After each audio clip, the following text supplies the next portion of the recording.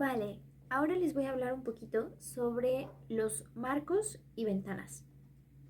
Para empezar, les cuento que son una cosa que viene del Renacimiento, que se usa para darle una construcción de fachada a los cuadros, a los lienzos. Era una fachada que rodeaba los lienzos de los artistas. Se usaba principalmente con la idea de separar el espacio pictórico de la pared, porque recordemos que en el Renacimiento las paredes eran decoradas, todo era decorado y se utilizaba el papel tapiz. Entonces los marcos cumplían esta función de separar un adorno, por así decirlo, del otro. Um, en lo idílico podemos decir que en lo artístico que separaba un mundo de un mundo ilimitado, es decir, una obra, un paisaje, una historia contada, planteada en el lienzo. El marco cumplía la función de separar ese mundo de la realidad, ¿sabes? De lo que lo rodeaba. Se usaba como un borde. Um, y era justamente estos marcos gruesos que se utilizaban como los artistas lo ponían como una ventana dentro de tu pared cuadrada y aburrida, como una ventana para que te pudieras asomar a ese mundo mágico y creativo que creaba el artista, sea cual fuese su trabajo, ¿no?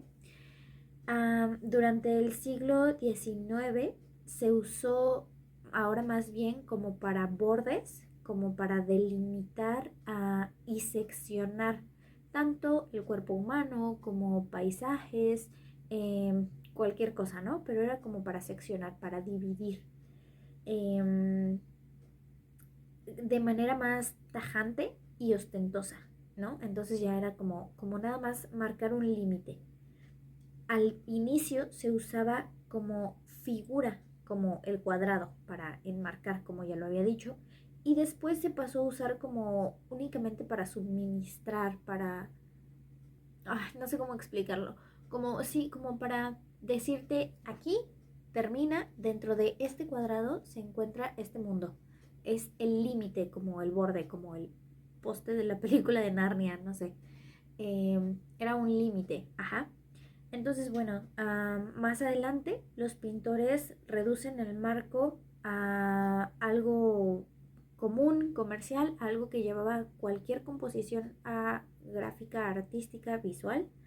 Em, Se forma, pasa de ser una ventana a un mundo, pasa de ser un límite dentro de la composición gráfica, cada marco era parte de la composición del artista y después los pintores lo llevan únicamente a hacer una pieza más, una figura que delimita la creación, ¿no? Ya no es parte de, sino ya únicamente está ahí cumpliendo la función de delimitar, de decir aquí empieza, aquí acaba y esto es, ya no cumple ninguna función, ya no es parte de, ya no es estos marcos bonitos y demás.